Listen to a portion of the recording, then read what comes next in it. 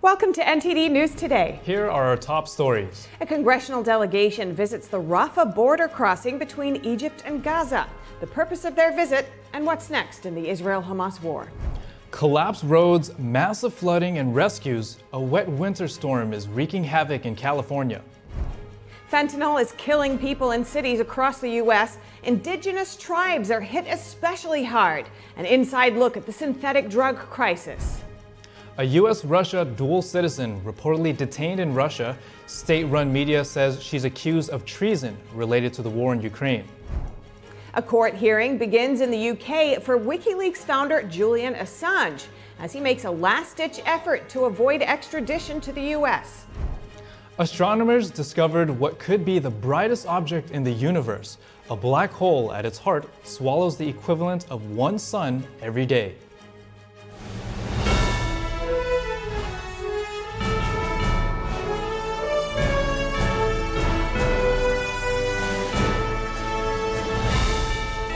This is NTD News Today, live from our NTD Global Headquarters. Here are Stephania Cox and Chris Beers. Hi, I'm David Lamb. I'm sitting in for Chris Beers. And to begin the show, we open with the latest updates on the Israel-Hamas war. A congressional delegation is visiting the Rafah border crossing between Gaza and Egypt today. Democratic Congressman Adam Smith is leading the delegation. We are very serious about, number one, getting a negotiated ceasefire to end the war, and number two, improving the flow of humanitarian aid, which at the current level is unacceptable and is an absolute catastrophe, no doubt about it. The congressman visited warehouses in Egypt where aid is assembled before being sent to Gaza. The visit comes as Israel prepares to launch ground operations in the city of Rafah. Israel said operations will begin if Hamas doesn't return hostages by the start of Ramadan. That's the evening of March 10th. The Israeli Defense Forces today asked residents to evacuate 2 neighborhoods in central Gaza, as well as parts of Gaza City in northern Gaza. The UN World Food Program said it will pause deliveries into northern Gaza until conditions improve. And at the UN Security Council, the U.S. just vetoed a call for a ceasefire between Israel and Hamas. The U.S. ambassador to the UN said the plan could have interfered with efforts to secure hostage deal as part of a 6-week pause in fighting. The U.S. proposed a rival resolution supporting a temporary ceasefire. It also calls for the release of all hostages and the lifting of all restrictions of humanitarian aid. It states Israel's ground offensive in Rafah should not proceed under current circumstances and warns of serious implications for regional security and peace if more civilians are displaced. It included the risk for neighboring countries in reference to Egypt. The U.S.-backed plan also condemns any calls for resettlement or territorial change in Gaza that would violate international law. The Supreme Court today rejected an appeal from Sidney Powell and other 6 Trump-aligned lawyers. They were initially fined $150,000 for filing a lawsuit challenging the 2020 election in Michigan. The court's decision supported a ruling last year that upheld sanctions for some of the lawyers, requiring them to pay legal fees and to undergo new legal training. Sidney Powell and Linwood were among the 9 lawyers initially sanctioned for filing the election lawsuit. Powell called the group the Kraken. And the second head-to-head matchup between former President Donald Trump and former UN Ambassador Nikki Haley is fast approaching. South Carolina's Republican primaries begin Saturday, and despite trailing Trump about 30 points in the polls, Haley says she's not giving up. Here to discuss is Epoch Times political reporter Lawrence Wilson. Lawrence, welcome. Great to have you back again. To begin with, what are Haley's chances in South Carolina this time and why? Well, they're not good for a victory, certainly, because the poll you mentioned, the polling indicates that she's trailing by 30 percentage points. Donald Trump is polling in the mid-60s. Ms. Haley is in the low 30s, and that's been the case since the first of the year, at least. So she's not expected to win. Will she do better than expected? Will she do as happened in New Hampshire? Will she finish ahead of what her polling indicated? That's possible, but she's not expected to win this primary. This should be all Donald Trump. And what factors should we be watching out for in this primary? Well, I think voter turnout is going to be very interesting. The early indications are that interest is still very strong in this race. Of course, Donald Trump has a very strong base of support in South Carolina. His voters are motivated to turn out, and the early voting, which has been going on for about 10 days now, the early voting indicates that this is going to be a much better turnout than in the Democratic primary, which was held there just 3 weeks ago. So I think the number of people who turn out is going to be some indication of whether this Haley-Trump kind of lopsided matchup, but a matchup nonetheless, whether that's really animating people. And I think we should keep an eye on the black vote in South Carolina, because President Trump has been making inroads into the black votership. In fact, he's scheduled to speak at a significant event for black voters on Friday, the day before the primary. So it'll be interesting to see if the polls that say he's making inroads with the black community are accurate. And this could be a test of that. Yeah, and just looking at this point of the number of early votes coming in, that there's twice as many early votes as the Democratic primary had. Considering that it's an open primary and also Nikki Haley's home state, that may not play into it too much. But does that lend itself toward any kind of surprises, do you think? Well, I don't think it will be a surprise, but there certainly will be some people who are independents and even who typically vote Democrat, who are going to vote in this Republican primary specifically to vote for Nikki Haley and in opposition to Donald Trump. When I was there 3 weeks ago for the Democratic primary, I heard that from some voters and I heard that from some Democratic leaders. So we know that some of that is going to happen. How much difference will it make? That remains to be seen. It had a pretty good impact in New Hampshire, where some of that crossover voting occurred, but no one expects it's going to dramatically shift the course of this race. And you mentioned that Trump is polling more favorably with Black Americans. I wonder how Nikki Haley is doing with that demographic. And also, I know she's been focusing more on the young generations. How's that working out for her, and how is Trump doing on that front? Well, we don't have specific polling that I know of on either of those questions. However, this will be a test of that. We'll be looking at the exit polls coming out of the South Carolina primary on both of those points. Now, I can tell you this, that when I was in South Carolina 3 weeks ago, I was speaking mostly to Democrats because it was their primary being held. But there is a little divide between the younger voters, the what I might call older millennial voters, and then the folks who look like me who are voting. And younger voters do think differently. So it'll be very interesting to see if Haley is connecting with them, perhaps better than Donald Trump is. At this point, we just don't know. And we're keeping our eyes trained closely on that. Thank you so much, Lawrence Wilson, Epoch Times political reporter. Always great to speak with you. Senator Joe Manchin said yesterday that Senate Republicans blocking a border and foreign aid bill earlier this month was the biggest part of his decision to not run for president. The retiring Democratic lawmaker said he always believed lawmakers could legislate through a crisis and was disappointed by the border package vote. Our NATO allies are very concerned, and the reason that we are the superpower of the world is we have allies who have the same values that we have. The love of freedom and democracy. And it's just unbelievable that if he would not let that come to the floor for a vote.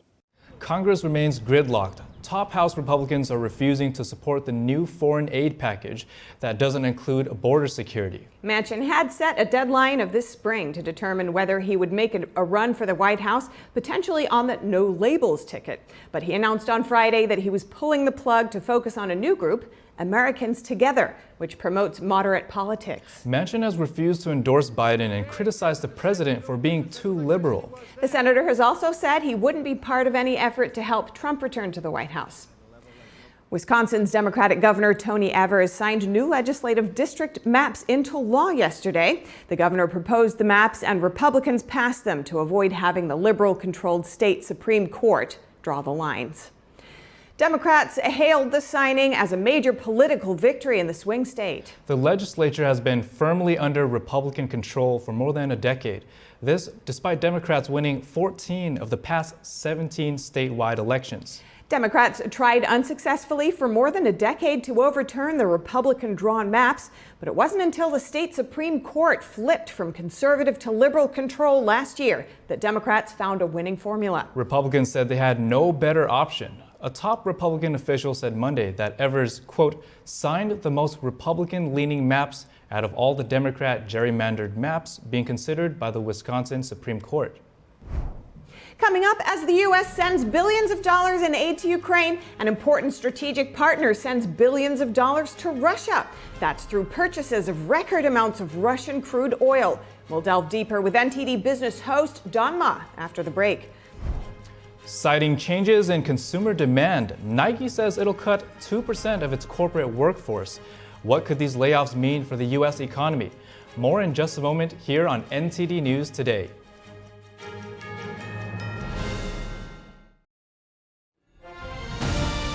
Two Republican candidates left in a high-stakes race you don't want to miss. Watch it with us in the action and at the Data Hub on The Nation Decides 2024, the South Carolina primary, with Steve Lance and Tiffany Meyer. Live on February 24th at 6 p.m. Eastern on NTD News.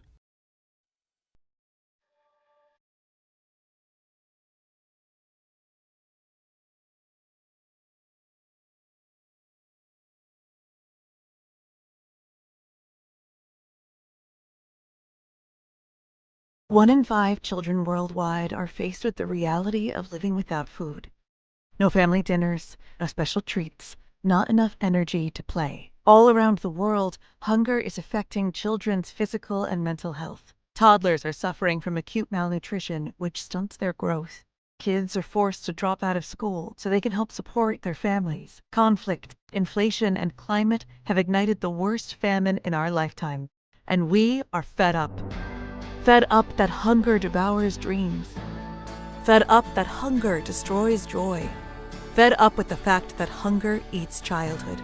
Help us feed the futures of children all over the world by visiting getfedupnow.org. For as little as $10 a month, you can join Save the Children as we support children and families in desperate need of our help. Now is the time to get fed up and give back. When you join the cause, your $10 monthly donation can help communities in need of life-saving treatments and nutrients, prevent children from dropping out of school, support our work with communities and governments to help children go from short-term surviving to long-term thriving. And now, thanks to special government grants, every dollar you give can multiply up to 10 times the impact. That means more food, water, medicine, and help for kids around the world. You'll also receive a free tote bag to share your support for children in need. Having your childhood eaten away by hunger is unimaginable. Get fed up. Call us now or visit getfedupnow.org.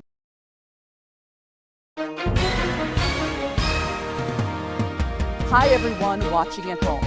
We're here to remind you that if you or someone you know were injured in an accident that was not your fault, listen up. We have live agents available right now to answer your questions and tell you how much your case is potentially worth. Hi, I'm Gina Bellich, here with spokesman and TV personality Tom Mustin with us in the Help Center. So Tom, phones are really busy over there. Tell us what kind of calls you're seeing. Well, Gina, first off, thank you for having me here in the call center with you. We always enjoy talking to the viewers and getting folks the compensation that they deserve. You know, we're seeing calls about all kinds of accidents, but the most common by far has been car accidents. So if you or someone you know were injured in an accident that was not your fault, give us a call right now. You'll speak with a live person. They'll answer any questions you have and tell you if you have a case and how much your case is potentially worth. Thanks, Tom. All right, folks at home, you heard it. Take advantage of this opportunity and call now. Join us on NTD Good Morning because we want you to stay informed. Kickstart your morning with the latest you missed overnight. Right, and don't forget that inspiration. Absolutely, so let's shine some light on the good news too. Tune in every weekday morning to NTD News.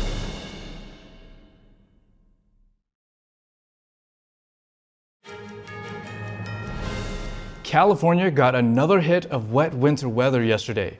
Runways were flooded at a regional airport, and emergency crews performed several rescues on swollen rivers and creeks. NTD's Daniel Monahan has the update. The Santa Barbara airport on the state's central coast closed Monday after as much as 10 inches fell, covering the runways with water. The National Weather Service had warned that California's central coast was at risk of significant flooding. Up to 5 inches of rain predicted for many areas, with isolated rain totals of 10 inches in some areas as the storm headed toward greater Los Angeles. Significant flooding has hit Sonoma County, with massive amounts of water inundating the land and roadways. Water levels there rose to 2 feet high. Near Fremont, California, a slide caused the partial collapse and shutdown of Niles Canyon Road. Another road here, State Road 150, was shut down due to mudslides. The city of Ventura also grappled with mudslides and flooding. The water here moves swiftly down a neighborhood street. Emergency crews deal with the runoff as it eats away at the roads. Maintenance crews install sandbags to try to keep water from rushing over the streets. Many rescues were also carried out. Paso Robles Fire and Emergency Services said they had to rescue 3 people off islands in the swollen Salinas River on Monday. And the El Dorado Hills Fire Department rescued a man on Sweetwater Creek. He was trapped in the middle of the rapidly moving waters. The Sacramento Metropolitan Fire District says it rescued 2 people trapped in a vehicle in waist-high floodwaters. Metro Fire boat teams helped them off the car roof and got them to safety. Millions in California remain in the risk zone for heavy rain, flash flooding, and landslides. But officials said the state was unlikely to experience damage like that produced by an atmospheric river that came ashore 2 weeks ago. Daniel Monahan, NTD News. Fentanyl is killing Americans from all walks of life. The demographic dying at the fastest rate in Washington state? Indigenous tribes. NTD's Arian Pazdar brings you the heartbreaking story of a mother trying to keep an entire generation from dying. Anybody home? Said, let me crisis outreach. Anybody home? Evelyn Jefferson enters a homeless encampment in Washington state, close to the Canadian border. She says many of the people at the encampment purposely left the Illumination Reservation to avoid the tribe's crackdown on opioids. Still, she keeps visiting the people, bringing them food and clothing. It's a losing battle, but, somebody's got to be there to let them know that those addicts that somebody cares. In September, Illumination declared a state of emergency over fentanyl. They added drug-sniffing dogs and checkpoints, while revoking bail for drug-related charges. But this came too late for Evelyn's son, who passed away at the end of that exact month. I was a first responder on the scene. I didn't expect to be my own child. As your firstborn, no mother should have to lay. I guess I'm blessed that I seen him come into this world and I was right there when he left. She says it took her 8 days to bury her son because they had to wait in line. According to Evelyn, fentanyl has taken an entire generation away from them. The tribe has now opened a 7-bed facility to help members battling withdrawal and get them on medication for opioid use disorder. And more help is on the way. What you may not know, Mr. President, that our tribal members are dying at the fastest rate of any race or ethnicity in our state. A few days ago, the state Senate unanimously approved a bill to help tribes fight the crisis. Senate Bill 6099 is declared passed. The legislation is expected to provide nearly $8 million each year for the 29 federally recognized tribes in Washington to tackle the crisis. Now, what's interesting about these $8 million is that part of the money will come from settlements with opioid distributors. Just last month, for example, Washington state announced a $150 million settlement with drug maker Johnson & Johnson. This settlement came over 4 years after the state had initially sued Johnson & Johnson over its role in the opioid crisis. Now, Evelyn says the money allocated to her tribe is not a lot, but she emphasizes that anything will help. Arian Pastar, NTD News. Colorado Springs police have arrested the man allegedly responsible for a double shooting at the University of Colorado, Colorado Springs. Police confirmed today the suspect was the roommate of one of the two victims, and the shooting was not a random attack against the school or other students. Last Friday morning, police were called after shots were fired inside the university's Creston House dormitory. Later, the bodies of the two victims were found. Police say the suspect was arrested without incident. The FBI and its international allies have seized a dark website that's plagued organizations all over the world with ransomware attacks. The ransomware gang known as Lockbit has claimed responsibility for several attacks using the dark web to extort its victims. According to a message posted on the hacker's website, it confirmed services have been disrupted as a result of international law enforcement action. The group has taken credit for a November hack attack that forced a New Jersey-based healthcare system to cancel some patient appointments. Lockbit said it's also behind ransomware attacks in Fulton County, Georgia, that disrupted key county services for weeks, along with an attack on the Industrial and Commercial Bank of China. The FBI said it will disclose additional details today. And the Biden administration says it's providing $1.5 billion to the semiconductor company Globalfoundries to expand production in New York and Vermont. The deal marks its third round of direct financial support for a microchip company under the CHIPS and Science Act. That law allows the government to invest over $52 billion into U.S. chip manufacturing and advanced research and development. Globalfoundries is constructing a new advanced microchip factory in Malta, New York. It's planning to boost production at its existing plant in Malta and will also use funding to update its plant in Burlington, Vermont. Commerce Secretary Gina Raimondo says the chips are essential. She says they power military equipment, electric vehicles, smartphones, and faster internet connections for Americans. On top of direct funding, the Biden administration says it'll also provide loans worth up to $1.6 billion. It says total public and private investment for the company's projects is expected to be over $12 billion. The projects aim to create 1,500 manufacturing jobs and 9,000 construction jobs over a 10-year span. $10 million is allocated towards training as terms of the deal. And joining us now is NTD Business host Don Ma to give us the latest updates from the financial world. Don, thanks for joining us. Now, what do you have for us today? Okay, just a few things I want to go over today.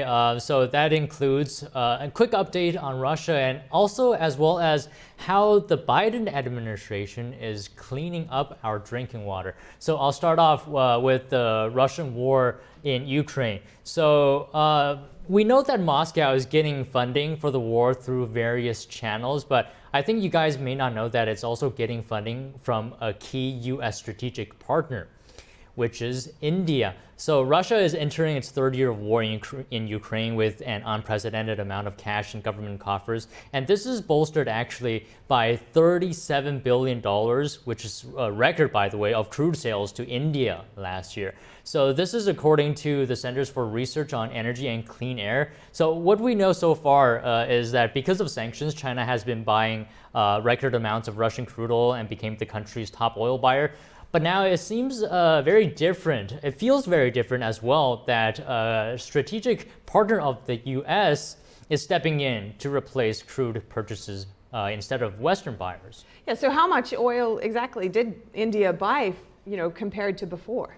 Right, so according to the think tank's analysis, India's increased its purchases of Russian crude oil by over 13 times compared to pre-war levels. 13 times, that is impressive. But an important thing to point out that is, despite the large purchases of Russian crude oil, India is actually not subject to sanctions, so they're completely legitimate, those purchases. But despite that, those purchases have indeed helped Russia fund its war against Ukraine to a certain level, I would say. And the net impact of India's crude purchases has helped Russia to mitigate Western oil sanctions to a degree as well. So Russia's federal revenues rose to a record $320 billion in 2023 and is set to rise further. And I don't know if you knew this, but roughly a third of that $320 billion was spent on the war in Ukraine last year, according to some analysts. and a greater proportion is set to finance the conflict even more in 2024 this year. Yeah, thanks for breaking that down for us, Don. Now, earlier you said that for the Biden administration is cleaning up the water. What's that about? Okay, yeah, just a quick one here. Seems like President Joe Biden is working to clean up the drinking water of the United States. The administration has announced $5.8 billion that is going to go to states, territories, and tribes to clean drinking water, improve wastewater and sanitation, and as well as replacing lead pipes and remove contaminants. Now, the funding comes from the 2021 bipartisan legislation that designated $50 billion toward improving the country's water infrastructure. Throughout the country, there's actually more than 2.2 million miles of underground pipes that carry drinking water and more than 16,000 treatment plants that handle wastewater. But the system has been receiving poor grades for decades. The Environmental Protection Agency says many of the problems stem from a lack of investment.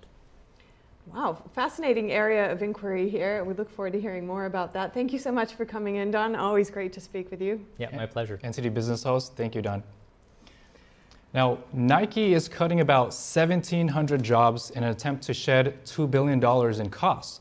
American Airlines says it'll lay off 656 employees, all at a time when the latest jobs report indicates that over 8 million Americans are working 2 jobs. To talk about the economy, earlier I spoke with Jim Nels, an economic analyst and supply chain consultant. Jim, good to see you. Now, we've seen tech companies announcing layoffs and even UPS announcing 12,000 jobs being cut due to a drop in package volume, and now Nike. So what do all these mass layoffs signal? I think it signals that the U.S. economy is finally starting to weaken, given all the pressures that the economy's been under. If you look at what happened last year, you were losing high-tech jobs, you were losing banking jobs, very, very white-collar types of jobs. Now we're looking at UPS cutting 12,000 jobs. Oh, and by the way, their drivers just signed a brand new contract to get new wages. So their wages went up, and then 12,000 people are going to go away. We're seeing folks such as Spirit Airways and JetBlue try to buy out their flight attendants so that they can furlough them. We're seeing companies like Mattel, the toy company, starting to lay people off. And I think this parallels very well with the report we saw from January's consumer spending, which was down significantly compared to December. So I think people are finally saying the economy's not going to get better anytime soon. Inflation is horrible. We've got to change our budgeting as a household, and therefore they're spending less money, which then leads to companies start to lay people off. So how come the wages can't seem to cover the rising costs of, food, fuel, shelter? Because they're up almost 20% over the last 2.5 years. And it's very, very difficult to raise prices to raise wages at that same rate, because then that just puts more upward pressure on pricing. So what we're seeing companies do is they're laying people off. They're pushing more and more people to part-time. And if the woman running for Senate in California, Barbara Lee, has her way, she wants a $50 per hour minimum wage. That'll put even more poor Americans out of work, and these job numbers will look amazing. The ones we have now will look amazing compared to what they will be if they get a $50 an hour wage. Why does the jobs report make it look better than the market really is? Well, there are a couple of things here. One is, if you look at what's happened under the Biden administration, they significantly reduce the number of jobs in follow-on reports. So they'll announce that in January, for example, 353,000 jobs were added. And then in March, they'll revise that number down to, say, 100,000. I believe in 2023, they revised downward over 500,000 jobs. The other thing that you see is, like I mentioned, if you are working 3 jobs, that means that counts as 3 jobs. That doesn't count as one person working 3, it counts as 3 people working 1 job, so therefore it inflates the number.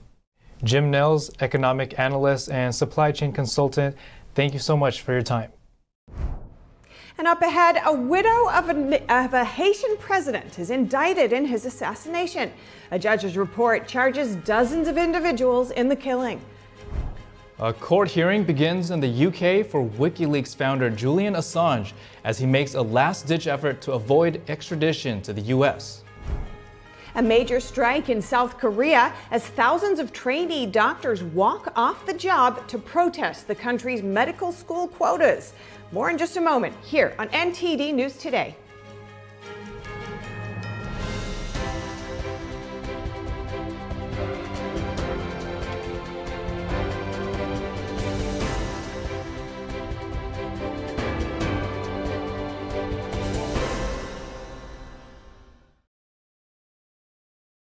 Shenyun Creations, the streaming platform from Shenyun, featuring world-class dance, past programs, and all original music.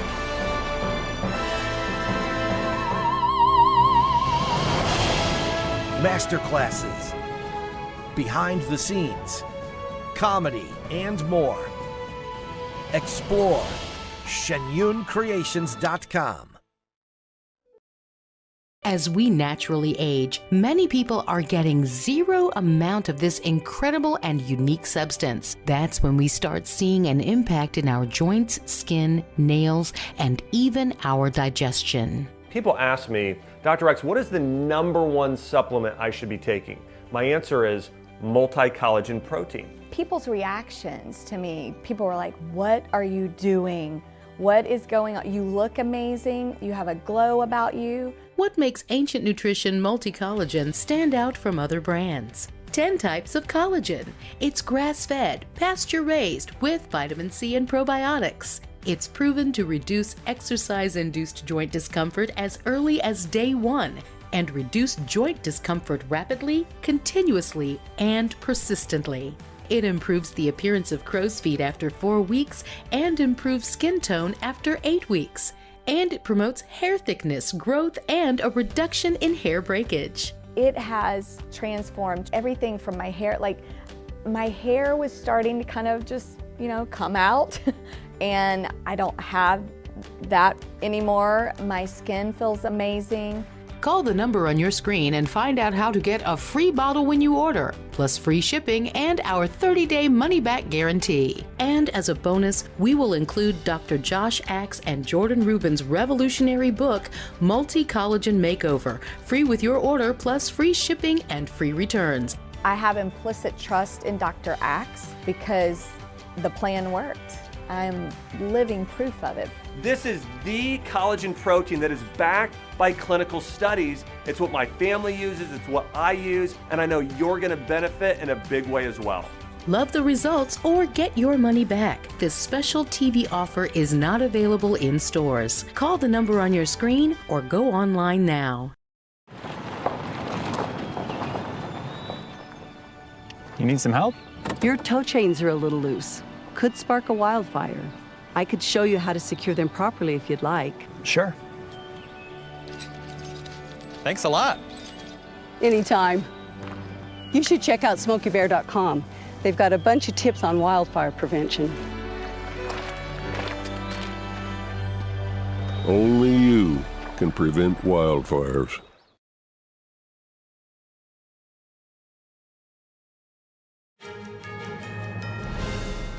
The widow of former Haitian President Jovenel Moïse has been indicted for his murder, along with the ex-prime minister and former chief of police. According to a judge's report released on Monday, dozens of suspects were charged in the 2021 assassination. Here's the story.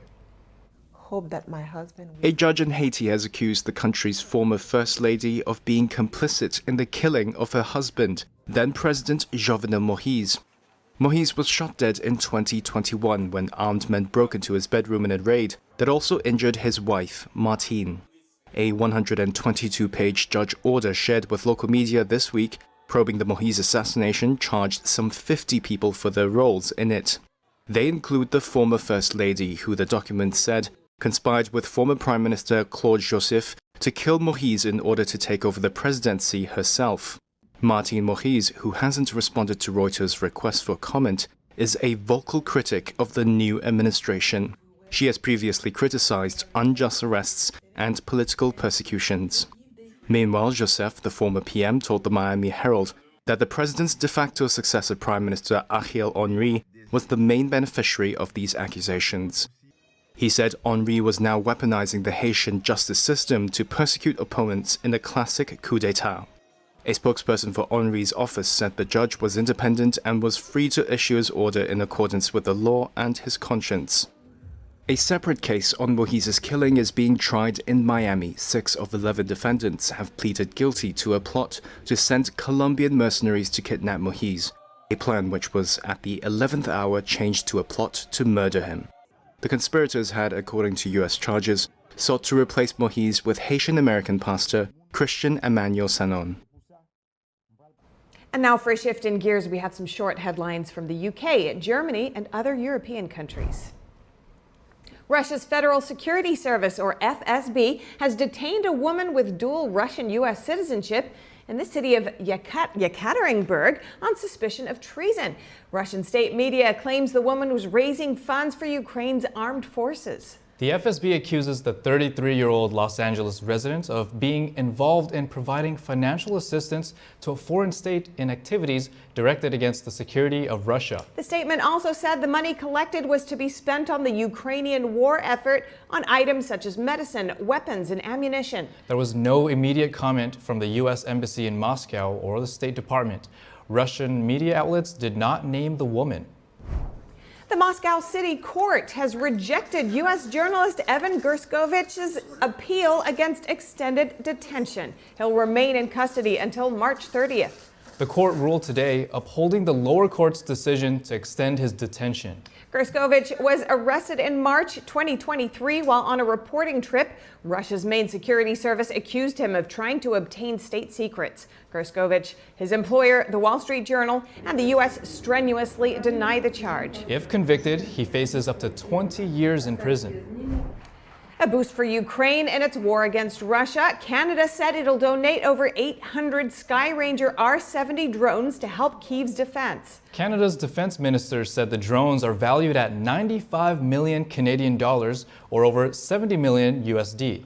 The donation was funded by military aid announced by Prime Minister Justin Trudeau last year. In total, Canada has committed over $7 billion in aid to Ukraine since February 2022, including more than $1.7 billion in military assistance. Julian Assange, the founder of WikiLeaks, is fighting against his extradition from Britain to the United States. This could be his last chance after 13 years of battling in English courts. A group of Assange's supporters protested in Brussels today as the court hearing began. Assange's wife said his life is at risk, drawing parallels with the case of Russia's Alexei Navalny. U.S. prosecutors seek to put Assange on trial for releasing confidential U.S. military records and diplomatic cables. They argue that the leaks endangered lives and that his actions are criminal. Supporters see him as anti-establishment hero and journalist persecuted for exposing U.S. wrongdoing. Assange's legal struggles began in 2010. He spent 7 years in Ecuador's embassy before being arrested in 2019. He has since been held in a maximum security jail in London. In Germany, Lufthansa's ground staff are on strike yet again this month. The airline could only operate 10% of flights at affected airports like Frankfurt and Munich. The strike is due to run until Wednesday morning, when wage talks are set to resume. Over 100,000 passengers will be affected. The labor union demands a wage increase of over 12% plus one-time payment to offset inflation. Police in Spain are investigating the disappearance of an American woman in Madrid. 40-year-old Ana Maria Knezevich Henao went missing February 2nd. Her brother says she was supposed to take a train to Barcelona with a friend on February 5th, but his sister never showed up at the Madrid station. A missing persons report was filed with authorities on the same day. Family and friends say they contacted the missing woman's husband days after her disappearance and learned that he was in Serbia. A Spanish government official says authorities have contacted other countries for information. It's unclear if they suspect foul play. First grade can be really tough in Sweden. For a group of students, it includes jumping into the icy water of a frozen-over lake. The fully clothed ice bath is part of their official curriculum. It's survival training. It has a real-world application in Sweden because fatal accidents continue to happen when people fall through the ice while skating or ice fishing. One important skill the students learn in this training is how to use ice bikes to pull themselves out of the water. And Taiwan is condemning China for boarding a Taiwanese tourist boat.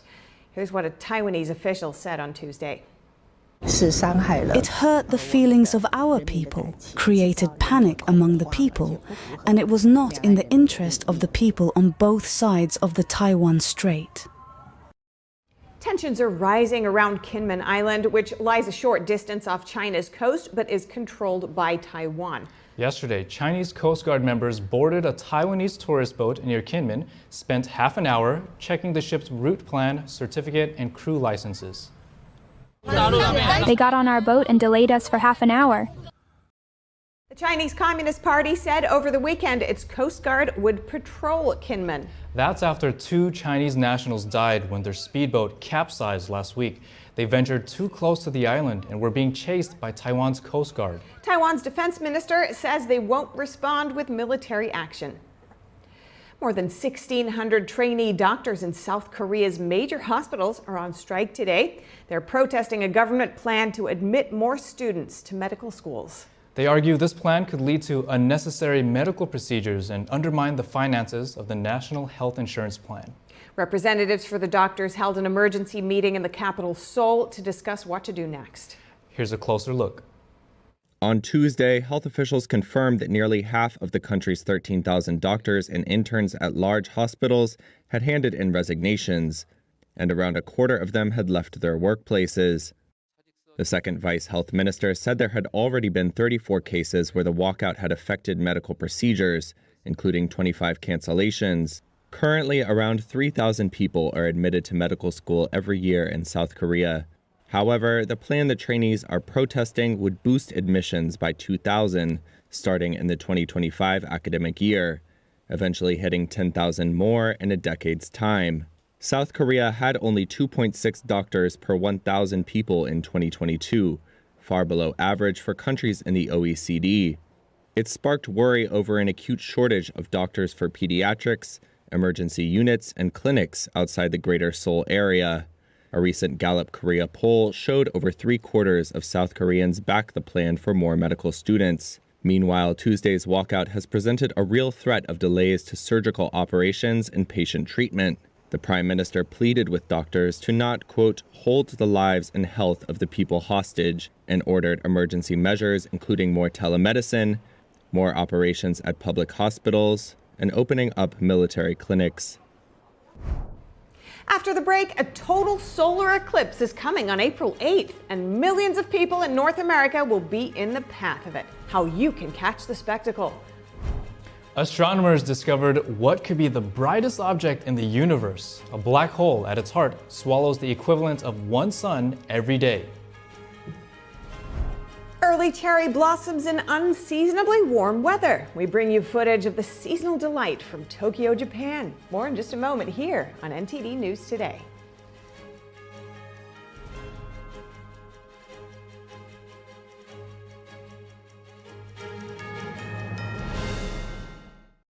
The biggest investigation in FBI history. There are more than 1,100 arrests. I sacrificed my dream job to share this information with the American people. Those involved must be held accountable. He's an innocent man. It's going to change narratives no matter what your political perspective is. Tangazo hili linahusu njaa. Tarajia kuona watoto wakiwa na njaa katika maeneo haya. Mambo yalikuwa bora kwa miaka mingi. Tuliweza kupigana na njaa na watoto wachache walikufa. Lakini sasa mambo yamebadilika na kwa mabaya zaidi. Hii ni kwa sababu wakati huu ukame umeangamiza zaidi. Через війни та конфлікти ми мусимо залишати наші домівки і всі наші речі. Ми навіть не маємо їжі. Тому нам потрібна ваша допомога. Millions of children are fighting to survive due to inequality, conflict, poverty, and the climate crisis. Save the Children is working alongside communities to provide a better life for children. And there's a way you can help. Please call or go online to give just $10 a month, only 33 cents a day. We urgently need 1,000 new monthly donors in the next 30 days to help the children we support around the world. You can help provide food, medicine, care, and protection, plus so much more that a child needs, by calling right now and giving just $10 a month. Ви можете допомогти голодуючим родинам вижити. All we need are 1,000 monthly donors in the next 30 days. Please call or go online now with your monthly gift of just $10. Thanks to generous government grants, every dollar you give can have up to 10 times the impact. And when you call with your credit card, we will send you this Save the Children tote bag as a thank you for your support. Потребують вашої допомоги. Your small monthly donation of just $10 could be the reason a child in crisis survives. Please call or go online to hungerstopsnow.org to help save lives today. When I was growing up, my mom was extremely tidy. We were trained to put things back where we got them from. One day, when I walked into my mom's house, I felt like I walked to someone else's house. There was stuff everywhere. And just growing up the way I grew up, and to see this transition was very alarming. When Sean talked to me, it was a wake-up call, and that's when I went to the doctor. I'm going to bring you the most accurate and insightful information on NTD Newsroom. Join me weekdays right here on NTD News.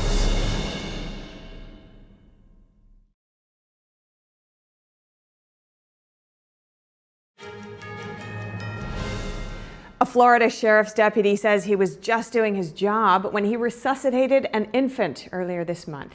The officer quickly came to the aid of a mom and 2 children after a motorcycle crashed into their vehicle. I need my baby. He's dead. Come on. Come on. No. Come on.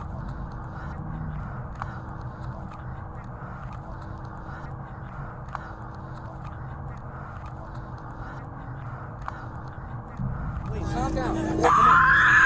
Where's the other baby? I just heard him breathe. You got it? Come on.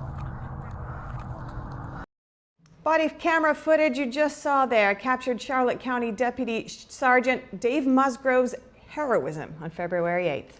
The deputy was traveling on a state highway near Englewood that night when a motorcycle passed him at an estimated speed of over 100 miles per hour. Seconds later, a camera in the deputy's vehicle captured a flash of light as the motorcycle crashed into another vehicle. Musgrove arrived at the scene, opened a rear passenger door, and pulled a child out of a booster seat. Musgrove brought a second infant out in her car seat and performed chest compressions until she resumed breathing. On April 8th, millions of people in North America will be in the path of a total solar eclipse. Stretching from Mexico into the United States and Canada, the moon will completely blot out the sun. Here's what you need to know about it. In a total solar eclipse, the moon passes between the sun and Earth. That covers the face of the sun along a small path of our planet's surface called the Path-of-Totality. The daytime sky turns dark as a result. In places along the Path-of-Totality, people will be able to view the sun's corona, the star's outer atmosphere, which is typically not visible because of solar brightness. People observing from outside the Path-of-Totality will see a partial eclipse, but a cloudy day could spoil the view. Amazing. According to NASA, the April 8 eclipse will begin over the South Pacific. The path will reach Mexico's Pacific coast around 11:07 a.m. Pacific time before entering the United States in Texas. Its path then takes it through various states including Oklahoma, Illinois, Kentucky, New York, and Maine. The path then enters Canada in Ontario and journeys through the eastern provinces. It will exit on the Atlantic coast of Newfoundland at 5:16 p.m. Newfoundland time. A partial eclipse is due to be visible for people in all 48 contiguous U.S. states. It is unsafe to look directly at the bright sun without using specialized eye protection. Experts say viewing an eclipse through a camera lens, binoculars, or telescope without making use of a special purpose solar filter can cause severe eye injury.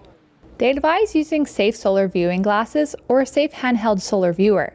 And note that regular sunglasses are not safe for viewing the sun. The only moment it is considered safe for people to remove eye protection during a total solar eclipse is the brief time when the moon completely blocks the sun's surface. After this one, the next total solar eclipse viewable from the contiguous United States will not occur until 2044. Want an up-close and personal view of the total solar eclipse? A Delta Airlines flight this spring will provide you with that opportunity. This April 8th, Delta is offering a special flight from Austin, Texas to Detroit, Michigan. The flight will be specifically operated on an aircraft with extra-large windows. The flight is timed for the best chance of safely viewing the solar eclipse at its peak, spending as much time as possible directly within the path of totality. The airline says it has 5 additional routes that same day that will also provide good chances to see the eclipse in the air. And astronomers have discovered what may be the brightest object in the universe. A black hole at its heart is so big and growing so fast that it swallows the equivalent of one sun every day. NTD's Andrew Thomas has more on the natural phenomenon. Researchers at the Australian National University say quasar J0529-4351 is the brightest object astronomers have ever seen. For decades, astronomers around the world have mistaken it for a star. It's a time when we astronomers get to be children again, in that we can look at an object and be like, hey, we expected this to be just a normal star because of how bright it looks, but in fact it's within 1.5 billion years of the universe's existence. Quasars are the bright cores at the center of distant galaxies that can be seen through telescopes. They are powered by hungry black holes which swallow all the matter that surrounds them. The process creates so much energy that it emits vast amounts of light. This outshines tens of thousands of galaxies just like the Milky Way. So this is 10,000 times brighter than our entire Milky Way. And the Milky Way is 100 billion stars. So this is one supermassive black hole versus 100 billion stars. Samuel Lai, the study's co-author, says the size of the quasar is breathtaking compared to others studied before. The quasar is a supermassive black hole. It's a black hole that's between millions to billions of solar masses and times the mass of the sun. So maybe a billion times the mass of the sun. But this guy is 17 billion times the mass of the sun. Lai says the discovery adds to our growing understanding of our universe. In simple language, it means that without these black holes, our galaxy, as we know it, wouldn't be what it is today. And in fact, all galaxies would be very different without their supermassive black holes. The quasar is 12 billion light-years away and has been around since the early days of the universe. 1 light-year is equal to 5.8 trillion miles. Andrew Thomas, NTD News. In Japan, Tokyo experienced unusually warm weather today. This prompted many residents to take a moment to snap photos of early blooming cherry blossoms. Japan's meteorological agency recording a high of 75 degrees Fahrenheit in the center of Tokyo. But temperatures in Tokyo are forecast to plunge rapidly later in the week. The weather agency forecasting lows of 37 degrees Fahrenheit by the weekend.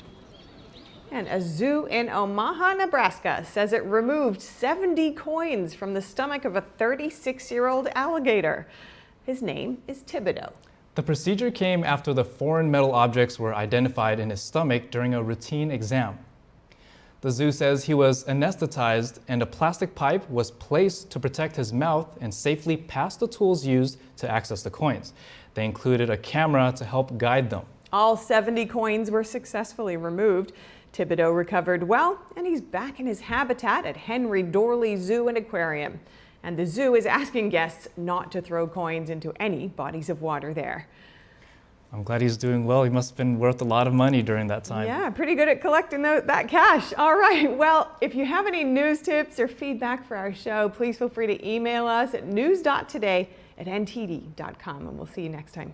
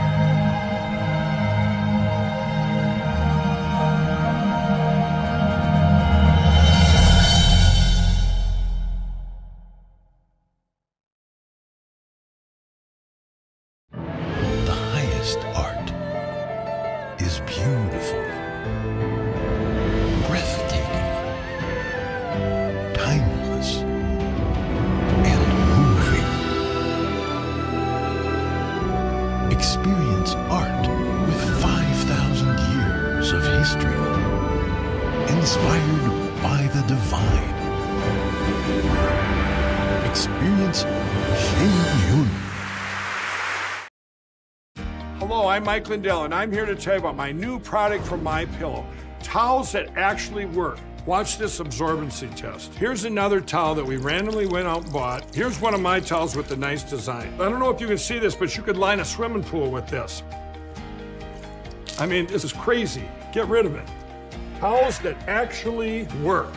What a concept. I'm interrupting this commercial to let you know you can get our 6-piece My Towels, regular $69.98, now only $29.98. Or you can save 25% on our brand new kitchen towels, made with the same technology as our famous My Towels. Also, we have bath sheets, bath towels, washcloths, hand towels, and so much more. And the best part, with your promo code, your entire order ships absolutely free. So go to mypillow.com or call the number on your screen. Use that promo code to get deep discounts on all My Towels. And for a limited time, your order ships absolutely free.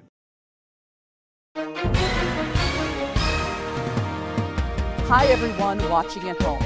We're here to remind you that if you or someone you know were injured in an accident that was not your fault, listen up.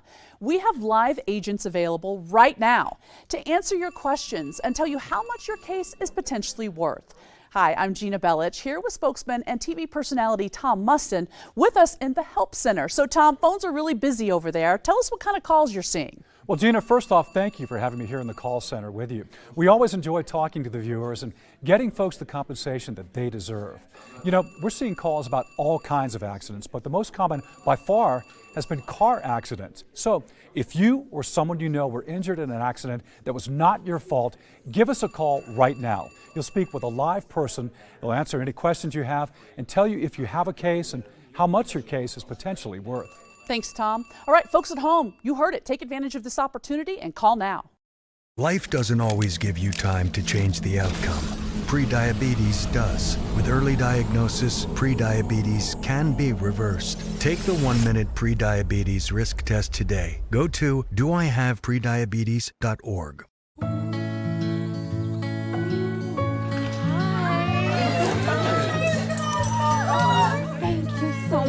Fostering a pet for a friend or neighbor can keep families together. Learn more at petsandpeopletogether.org. I'm Iris Cow at the White House, and we are NTD.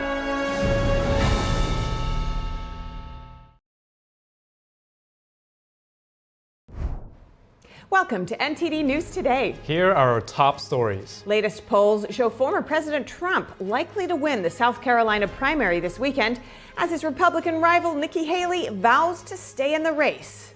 A group of Republican lawmakers urged the Biden campaign to get off TikTok. They say it's dangerous and sets a bad example for Americans. Why is Immigration and Customs Enforcement feeling stymied by New York City laws passed under former Mayor Bill de Blasio? We hear from the director of ICE's NYC field office. Fentanyl is killing people in cities across the U.S. Indigenous tribes are hit especially hard. An inside look at the synthetic drug crisis. A court hearing begins in the UK for WikiLeaks founder Julian Assange as he makes a last-ditch effort to avoid extradition to the U.S.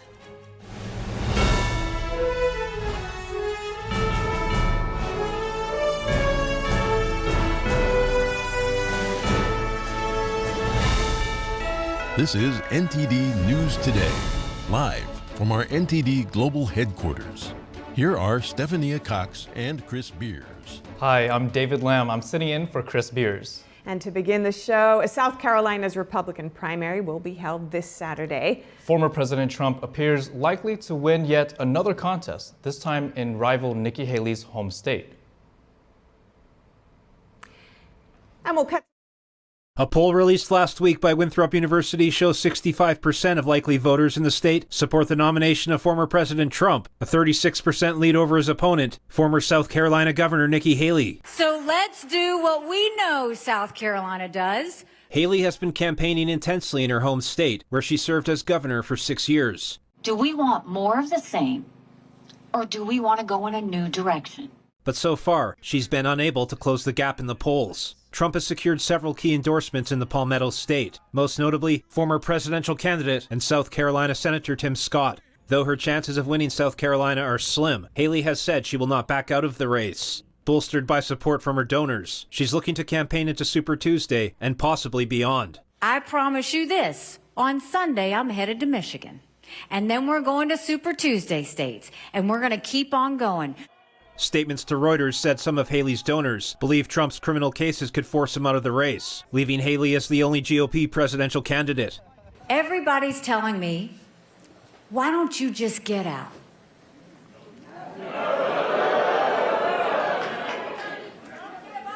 I will never give up.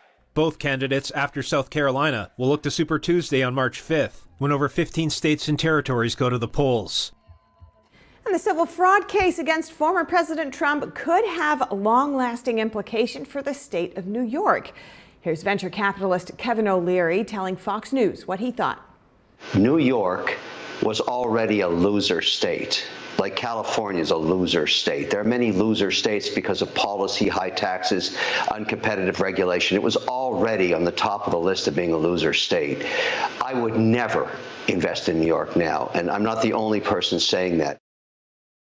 O'Leary called the verdict against Trump appalling, unjust, and un-American. He argued that there's no rationale for the ruling. The entrepreneur also warned that the ruling could spark an exodus of businesses from the state. Trump reacted to O'Leary's comments. The former president wrote on Truth Social, quote, "Kevin O'Leary is so great and tells it like it is. Businesses will flee NYC and state after the corrupt judge's ruling." And following Trump's verdict in New York, supporters have launched a GoFundMe campaign to help pay his growing legal expenses. The campaign has raised more than $670,000 in 4 days. It aims to raise the $355 million that Trump was fined.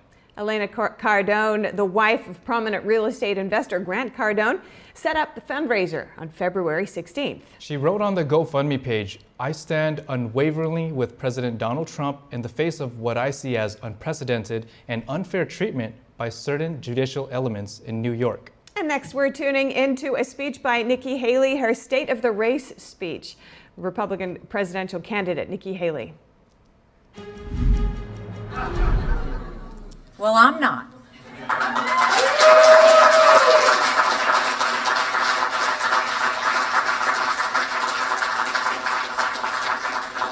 Far from it, and I'm here to tell you why.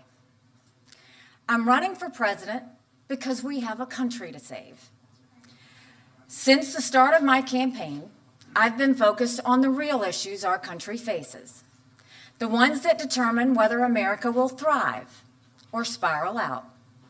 I'm talking about the millions of students who don't know how to read or do basic math, the families who can't afford groceries, much less a first home, the total lawlessness on our southern border. I'm talking about the murders in our cities, the fentanyl on our streets, the children who've been killed in their mom's car by stray bullets. And I'm talking about the American weakness that led to wars in Europe and the Middle East, and the urgent need to restore our strength before war spreads and draws America further in. These are the challenges I'm here to tackle.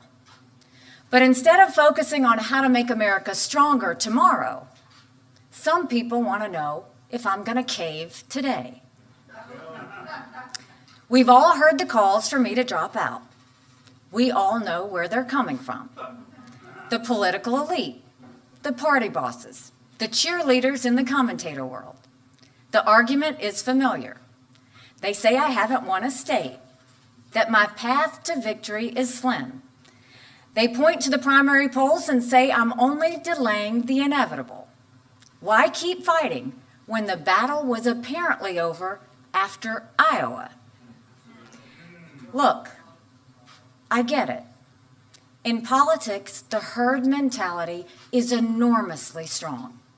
A lot of Republican politicians have surrendered to it. The pressure on them was way too much. They didn't want to be left out of the club. Of course, many of the same politicians who now publicly embrace Trump privately dread him. They know what a disaster he's been and will continue to be for our party. They're just too afraid to say it out loud. Well, I'm not afraid to say the hard truths out loud. I feel no need to kiss the ring.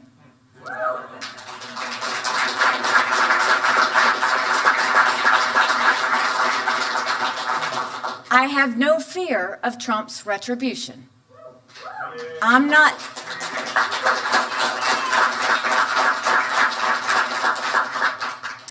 looking for anything from him. My own political future is of zero concern. So I hear what the political class says, but I hear from the American people too. I've heard from a retired Army medic who looked evil in the eye when he says we're headed toward disaster, that American lives are on the line. He knows what he's talking about. He knows we can't afford more of the same.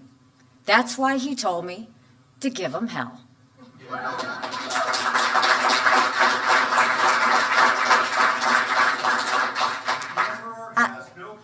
I've heard from a mom who promised to email me every day, and she does. She just wants a return to normalcy. She wants me to keep running for the sake of her 4-year-old son. She hopes he'll see the, quote, America she grew up in. An America that's strong and proud and united in purpose. And I've heard from a high school student who just last week came to hear me speak. She asked me to sign a note to her teacher explaining her absence. After growing up amid the chaos and anger of the last few years, she finally has hope that America will make it if we make the right choice. I'm constantly hearing from Americans like these, hundreds a day, thousands a week, and hundreds of thousands since I declared my candidacy. They see the same polls as me, but more importantly, they have the same belief as me. They believe in America. They believe America can do so much better, that we must do better. And they know when the country's future is on the line, you don't drop out. You keep fighting. In fact, you fight harder than ever.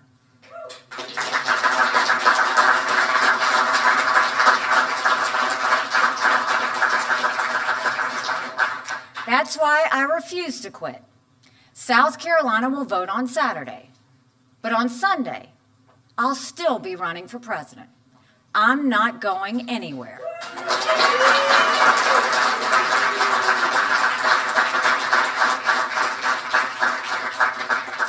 I'm campaigning every day until the last person votes, because I believe in a better America and a brighter future for our kids.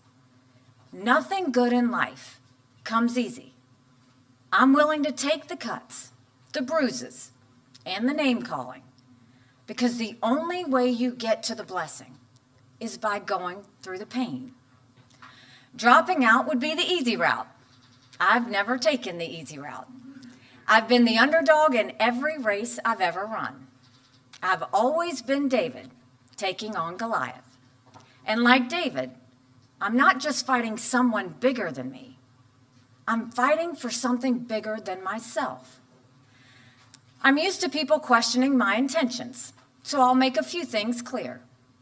Some people used to say I was running because I really wanted to be vice president. I think I've pretty well settled that question.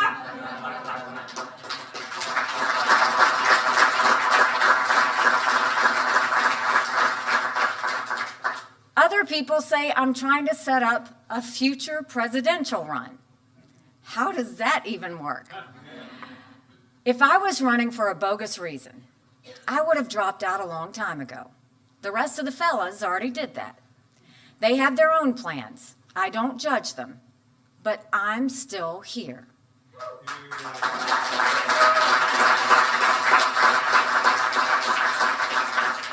I'm fighting for what I know is right, and I don't care what the party leaders and political elites want.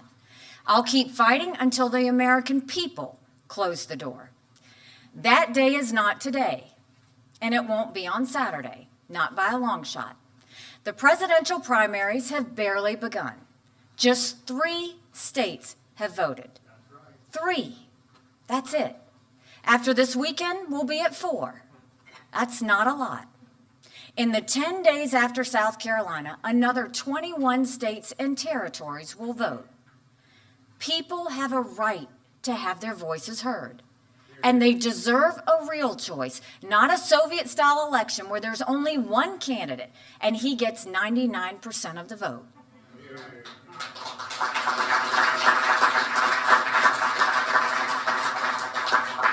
We don't anoint kings in this country. We have elections. And Donald Trump, of all people, should know we don't rig elections.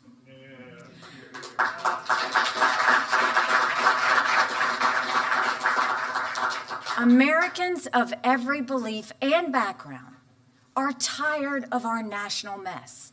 They don't want more chaos and craziness. They worry about a national collapse. If I weren't in the race, we'd be reading the exact same storyline every day until November 5th. There would be widespread reports of Americans suffering from a bad case of Biden-Trump fatigue. And it would be true. A stunning 70% of the country doesn't want a Biden-Trump rematch. The majority of Americans don't just dislike one candidate, they dislike both. As a country, we've never seen such dissatisfaction with the leading candidates. We've never had so many Americans mired in pessimism and division. We still have a chance to restore their faith. I will fight as long as that chance exists. Now, I know what Donald Trump is saying. He wants an election with no opponent. But that's not what the voters are saying. Despite being a de facto incumbent, Donald Trump lost 49% of the vote in Iowa. In New Hampshire, Trump lost 46% of the vote. That's not good. We're talking about almost half of our voters. What does it say about an incumbent who's losing nearly half of his party? It spells disaster in November. We shouldn't silence those voters like Trump wants. They have the right to keep speaking out. Trump sees this. That's why he and his allies are now trying a different tack. They're saying, I'm helping Joe Biden by staying in. Let's unpack that for a second. First things first, Joe Biden is doing more damage to himself than any Republican ever could. Every time he opens his mouth, he sounds like his mind is closing up shop. The Democrats are getting weaker by holding a coronation for Biden. Republicans will get stronger through a vigorous competition.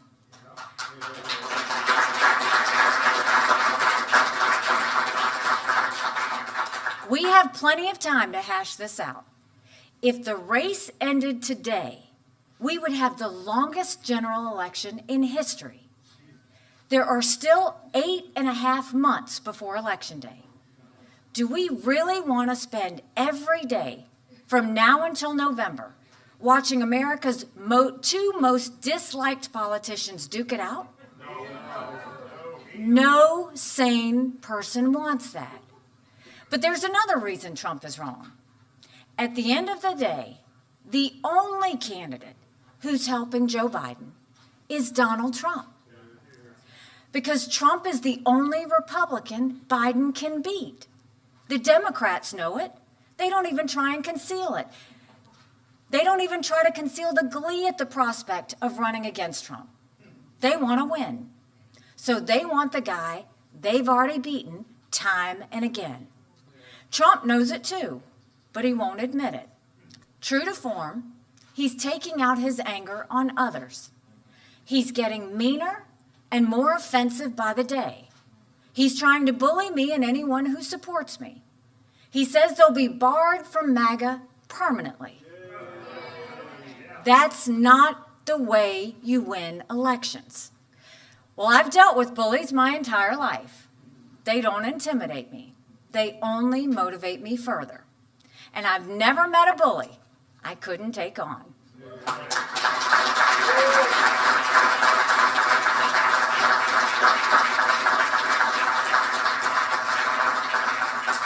There are those who will try and paint me as never Trump. That's not who I am, never have been. I supported Trump in 2016 and in 2020. I was proud to serve America in his cabinet. My purpose has never been to stop Trump at all costs. Like most Americans, I have a handful of serious concerns about the former president. But I have countless serious concerns about the current president.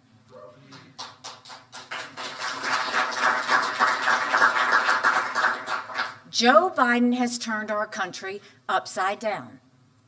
It's not normal for millions of migrants to illegally cross our border without being stopped. It's not normal for our schools to be more focused on gender pronouns than reading and math. It's not normal to have skyrocketing prices and soaring crime. And it's not normal to have wars raging in Europe and the Middle East. All of that is on Joe Biden. But he's not the only one who's replaced normalcy with chaos. Donald Trump has done. And here to speak with me about the presidential race and the next major step, South Carolina's Republican primaries, we have Nathaniel Cogley, Associate Professor of Political Science at Tarleton State University. Nathaniel, great to have you with us. First up, what's your take on what you just heard here? Nikki Haley saying she's staying in the race no matter what, till the last person votes. Thanks for having me. It's not surprising that she's going to exude confidence as long as she's in it. The voters like someone who's confident, who can sell a potential victory. But we should think of this more I think Donald Trump than a reflection of reality. As she herself described, she doesn't really have a great path forward. She did not explain how she's going to have enough delegates at the convention to be the nominee. She made a different type of argument for why she's in, to give people a choice, so this is not a coronation, but that does not exactly explain her path. I think she did make a good case that clearly she's not trying to be Trump's vice president. She's not building a bridge there. She's also not setting herself up for a future run. But she did not actually make a case for why she's going to be the Republican nominee. And she didn't dig into other intentions that she might have in terms of working with the national security state and working with donors for alternate reasons. Yeah, I mean, she sort of cast some shade over the other candidates who had dropped out for dropping out, but hasn't really enunciated how she would continue her funding. That is a huge question at play here. How, will she continue getting funding if her numbers don't increase? I think you're making a very good point. And she did highlight numbers to say Trump lost 49% of Iowa. He lost 46% of New Hampshire, and she tried to claim that, you know, Trump is not strong, but actually the candidates that were getting a lot of those percentages, Ramaswamy and Governor DeSantis, dropped out and endorsed Trump. So he's building momentum. He's going to win by even larger margins. She didn't have that 49% and 46%. She had a fraction of it. And so it's just not going well. The pressure's building on her. If she would like to stay in here and give some competition to President Trump, that's fine, and competition can make him stronger. But she's going to be putting on a strong face here until it's all over. And she has said in the speech just now that her own political future is of zero concern, and that is in direct response to pundits out there who are saying, you know, she has that to consider. What do you make of this position that she's taking? Well, I think to a degree, she may not have political calculations anymore. You know, she's been a governor. She's been a U.S. ambassador to the United Nations in Trump's first term. There's other career paths that may be of interest, whether she's looking to be a commentator on mainstream media, whether she's looking to continue to work with Boeing and the national security state. She has other relationships and other potential for you know, a successful career than politics and winning elections. So she may very well have these other calculations in her mind while she sticks around and burns bridges in the Republican Party. And we heard earlier in the speech, right at the beginning, she listed out her policy stances and topics that she's wanting to put forward and remind voters of. One of them was guns, which I found interesting. You know, that's a sticking point for Republicans. I'm not sure exactly what's her stance on that, but how do you think, you know, her particular take on these issues that are important to Republicans will fare in this upcoming primary, and how it compares with Trump? Well, she's identified some positions around guns, around education. What's interesting, she talked about the border and lack of enforcement on the border. But these positions are already out there, and it's hard for her to sell Republicans that she's in a better alternative than Trump on the border. I mean, people have seen Trump try to fight that fight. So she's going to continue to try to stake out positions where she might be different than Trump. Her problem, though, in South Carolina is she's very well known. Her name recognition is very high, which did give her an initial strong foundation to start with. But it's going to be hard to change people's opinions. They already know her well. They know Trump well. They're already baked in. Early voting has already started. And given all the totality of the factors that are already in place, Trump already has a 2-to-1 lead in the polling here, and it's a 5-to-1 lead nationally. Right, great to speak with you, Nathaniel Cogley, Associate Professor of Political Science at Tarleton State University. Really appreciate it. Thank you. Now, a group of Republican lawmakers want President Biden to deactivate his campaign's TikTok account. They said in a letter that Biden was ignoring TikTok's well-established national security risks. Biden's campaign joined the short video app earlier this month. The campaign's initial video was seen 9.6 million times, and it has about 162,000 followers. Efforts in Congress to ban TikTok or create new tools to restrict it have stalled.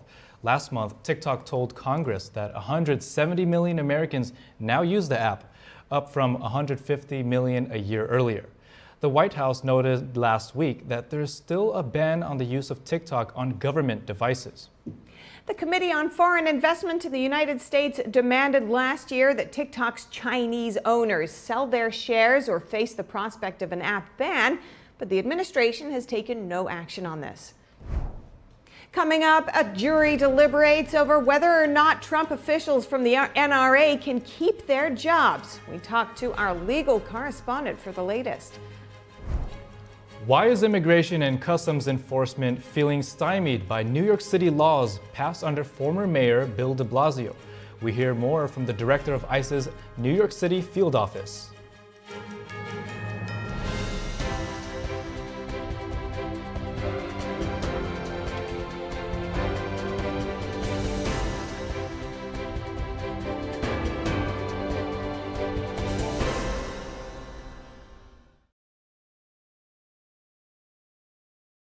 Hi, I'm Susan Lucci.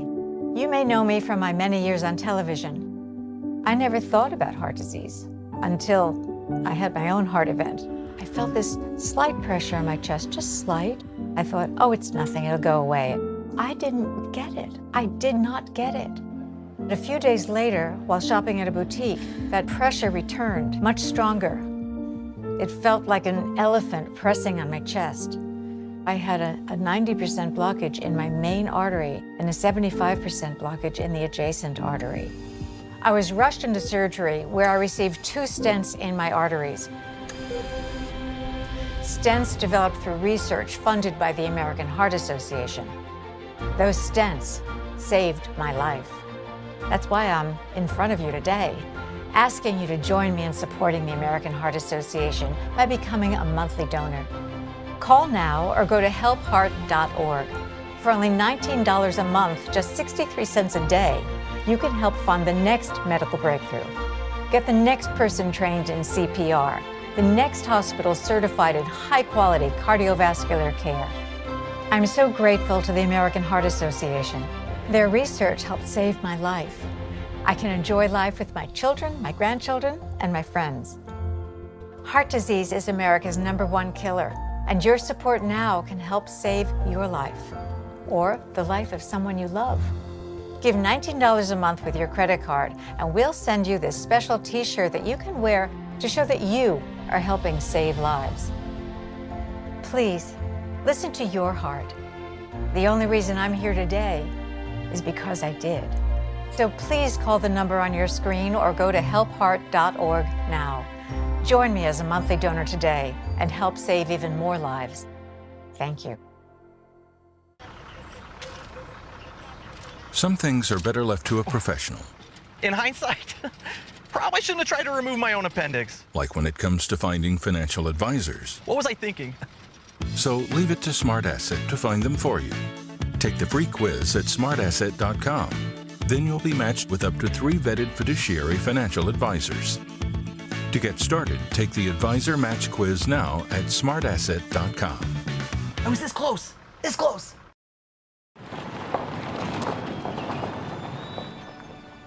You need some help? Your tow chains are a little loose.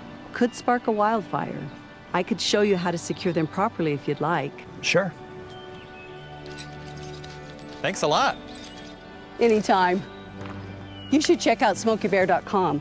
They've got a bunch of tips on wildfire prevention. Only you can prevent wildfires. 2 Republican candidates left in a high-stakes race you don't want to miss. Watch it with us in the action and at the Data Hub on The Nation Decides 2024, the South Carolina primary, with Steve Lance and Tiffany Meyer. Live on February 24th at 6 p.m. Eastern on NTD News.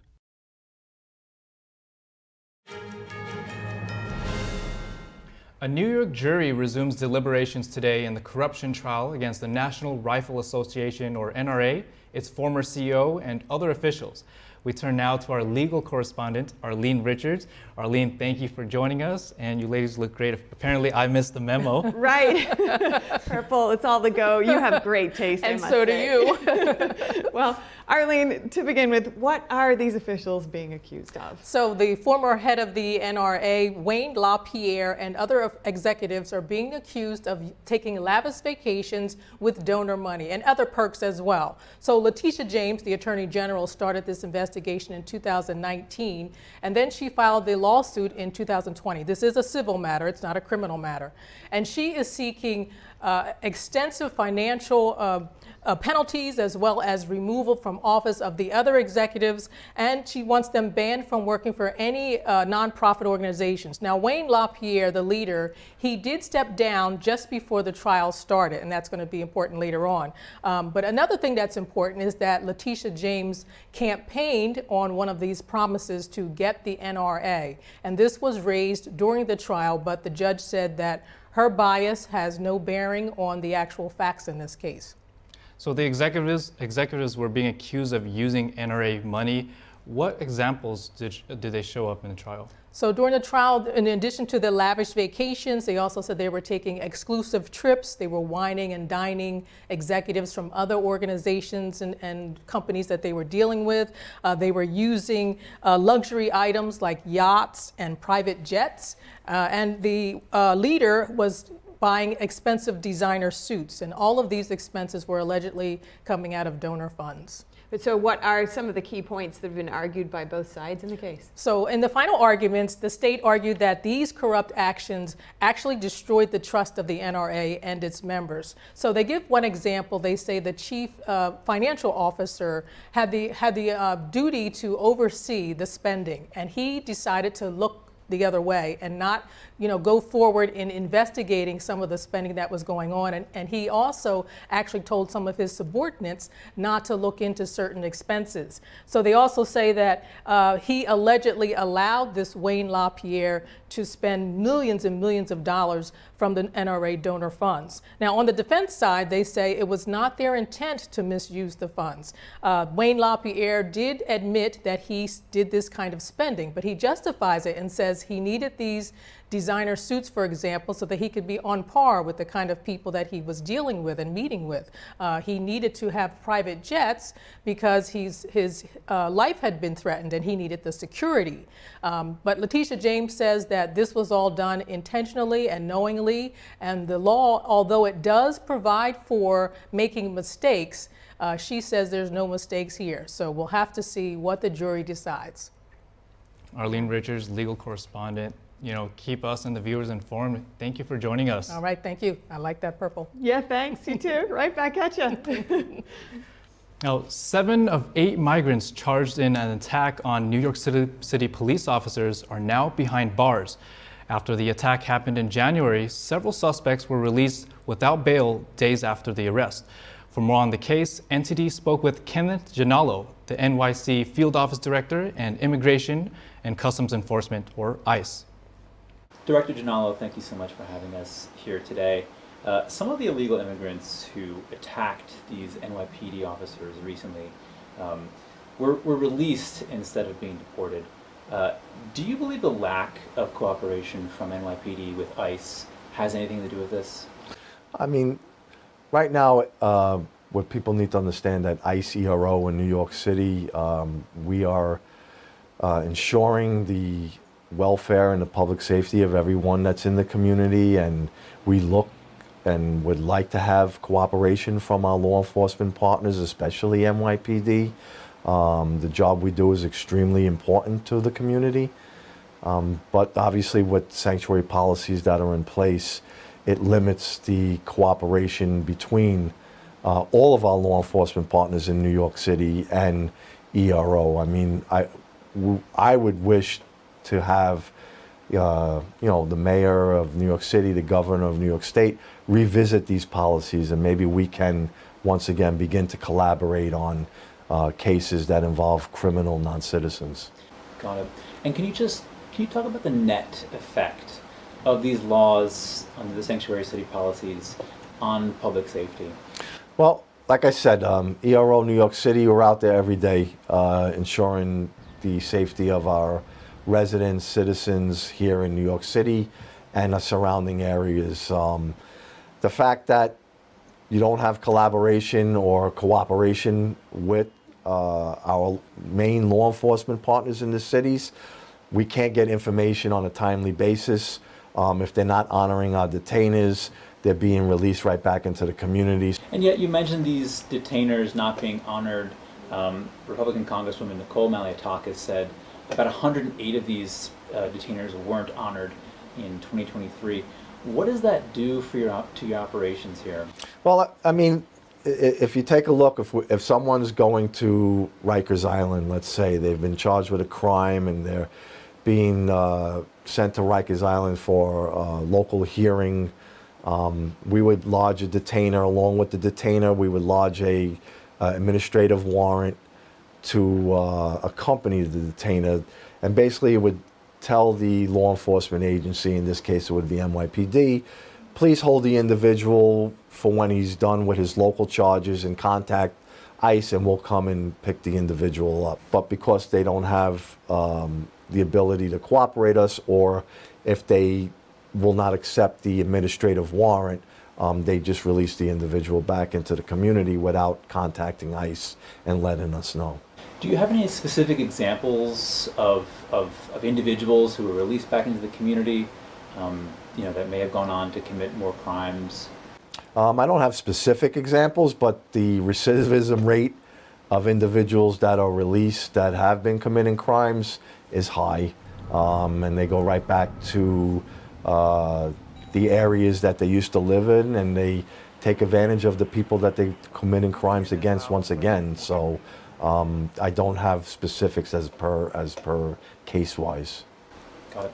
All right, Director Ginallo, thank you so much. No problem. Thank you. Up ahead, Australia announces billions more in additional money to expand its Navy fleet.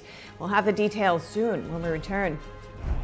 A court hearing begins in the UK for WikiLeaks founder Julian Assange as he makes a last-ditch effort to avoid extradition to the US. More in just a moment here on NTD News Today.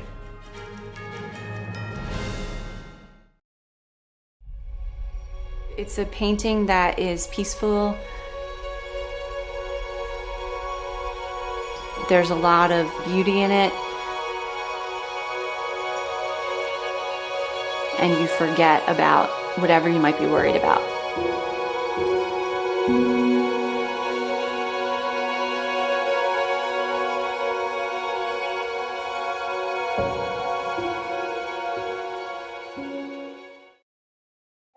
We're told in Genesis chapter 1:26 that God has made man in his image, and by his likeness has he made him.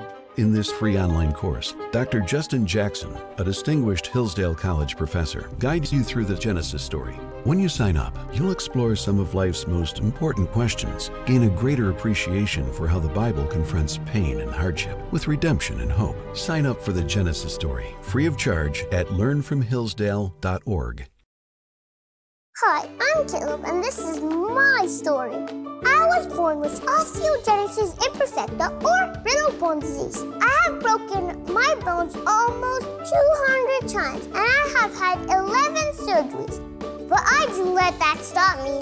I love to bike ride, climb, race, and I'm learning how to stand and walk. But I can only do all of this because of generous people like you and Shriners Hospitals for Children.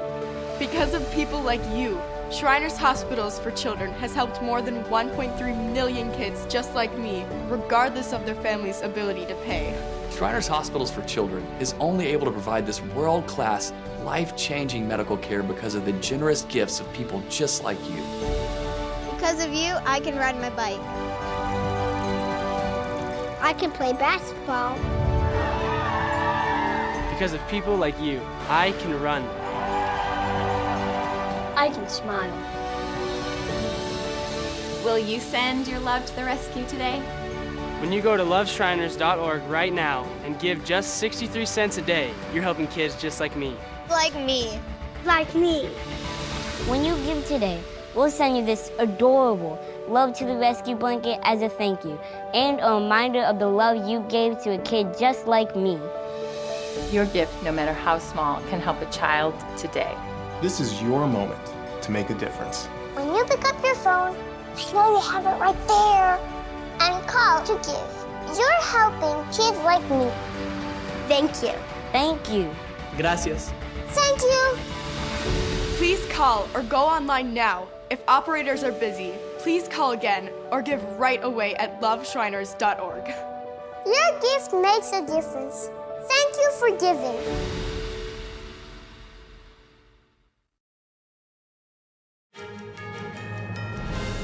Australia says it will inject an additional billions of dollars more into building its Navy fleet over the next decade, while also expanding the country's shipbuilding industry. Today, the Albanese government is announcing an increase in the number of warships in the Royal Australian Navy to being the largest fleet since the end of the Second World War. And so a component of today's announcement is that we are increasing defence spending by an additional $11.1 billion over the decade. The fleet will increase to 26 warships from the current 11. Australia has sought to bolster its defense capabilities amid concerns about rising global geopolitical tensions and the Chinese regime's growing influence among some Pacific Island nations. The country's defense minister says ships known as large, optionally crewed surface vessels will significantly boost the Navy's long-range strike capacity. The ships can be operated remotely and are being developed by the United States. This latest funding would bring the total cost for the country's future surface fleet to $36 billion US. And Volt Typhoon, a cyber theft group based in China and backed by the Chinese Communist Party, is attempting to disrupt and even disable America's critical infrastructure. That's according to federal security agencies. Earlier, I discussed this issue with Epoch Times contributor and author of The China Crisis, James Gorey. James, thank you for joining us. Now, what exactly is the Chinese Communist Party telling this cyber theft group to do? It's called Volt Typhoon. They're tasking them with infiltrating and perhaps destabilizing or disabling our critical infrastructure. What includes water, electricity, power, communications, the internet, military communications. So it's a big deal. The CCP's surveillance state has mass control over its own population's personal information, which it uses to maintain power and oppress the Chinese people. Tell us, what could the Chinese regime do with this information from the U.S.? Well, it's not so much the information, it's the ability to inhibit our ability to communicate, to run our infrastructure, water, power, electricity, communication. So it's really a military strategic threat. It's their goal. The goal of Volt Typhoon is to disrupt or interrupt our ability to respond militarily, to communicate, to launch weapons, to get visibility into the internet, to communicate across the board. So it's a very comprehensive threat. James, how likely is it that a cyber attack like the one we're talking about could spark military warfare between China and the U.S.? Well, it would be, as I mentioned in my article, it would most likely precede a kinetic warfare attack. In other words, you want to disable the enemy, which is us. They want to disable our ability to respond. So it would probably precede a kinetic warfare attack or attack on Taiwan as well. That was the conclusion of the DoD, and I think they're correct. What could these cyber attacks on U.S. infrastructure look like, and how could they affect Americans? Well, the convergence between the digital and the physical worlds is complete. In other words, you can disrupt the ability to have power, to generate power or to transfer that power with connected circuitry, connect water, connect communication, satellites, control. It's as I said, it's very comprehensive, and it can disrupt plants and processes and manufacturing, transportation, grids, and so forth. So it's very, very comprehensive. And this has been going on for a long time. The Volt Typhoon advanced persistent threats have been present in the networks and the DoD networks probably for 5 years, they think. And just because they found a few doesn't mean they found them all. If there's a few, there's probably more. James, the presidential election is just around the corner.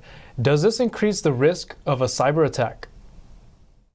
Well, I think it's clear that the Chinese and the Communist Party prefer to have Biden in office than Trump.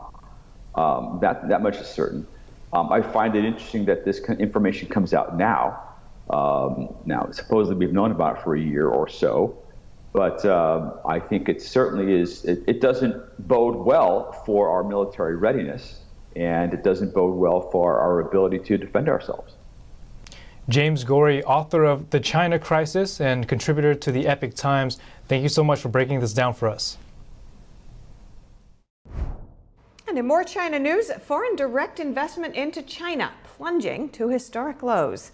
What's driving the downturn? More details coming tonight at 9:30 on NTD's China in Focus with Tiffany Meyer. And now for a shift in gears, we have some short headlines from the UK, Germany, and other European countries. Russia's Federal Security Service, or FSB, has detained a woman with dual Russian-U.S. citizenship in the city of Yekaterinburg on suspicion of treason. Russian state media claims the woman was raising funds for Ukraine's armed forces.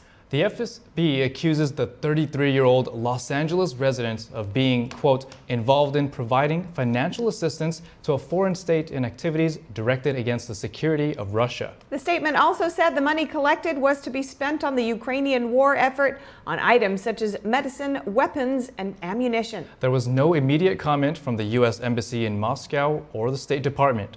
Russian media outlets did not name the woman.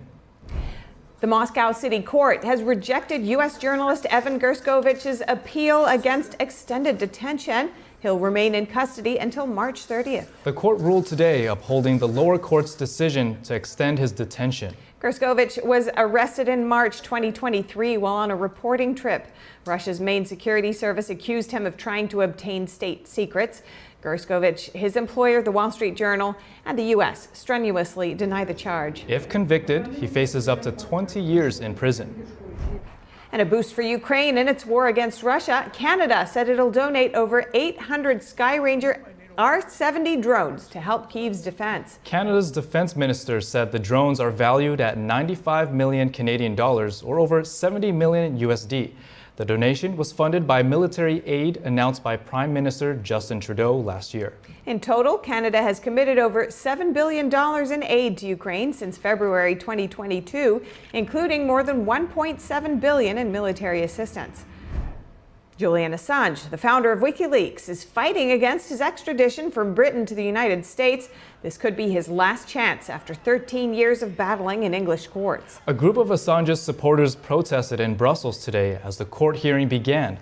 Assange's wife said his life is at risk, drawing parallels with the case of Russia's Alexei Navalny. U.S. prosecutors seek to put Assange on trial for releasing confidential U.S. military records and diplomatic cables. They argue that the leaks endangered lives and that his actions are criminal. Supporters see him as an anti-establishment hero and journalist persecuted for exposing U.S. wrongdoing. Assange's legal struggles began in 2010. He spent 7 years in Ecuador's embassy before being arrested in 2019. He has since been held in a maximum security jail in London. And in Germany, Lufthansa's ground staff are on strike yet again this month. The airline could only operate 10% of flights at affected airports like Frankfurt and Munich. The strike is due to run until Wednesday morning, when wage talks are set to resume. Over 100,000 passengers will be affected. The labor union demands a wage increase of over 12%, plus a one-time payment to offset inflation. The police in Spain are investigating the disappearance of an American woman in Madrid. 40-year-old Ana Maria Knežević Henao went missing February 2nd. Her brother says she was supposed to take a train to Barcelona with a friend on February 5th, but his sister never showed up at the Madrid station.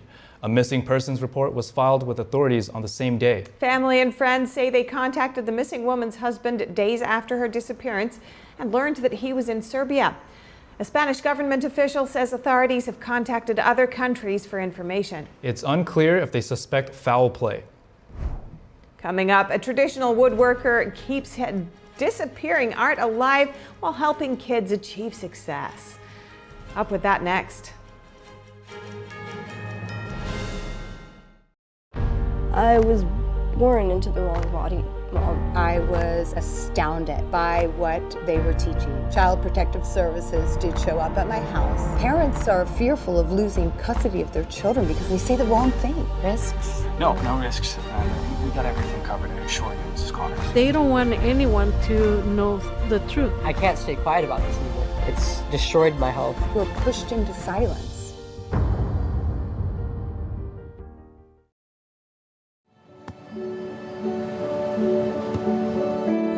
I don't remember how it started. Go to that. Our back and forth. It always came back. Dad! You probably don't remember what you told me, That was perfect. but I heard every word.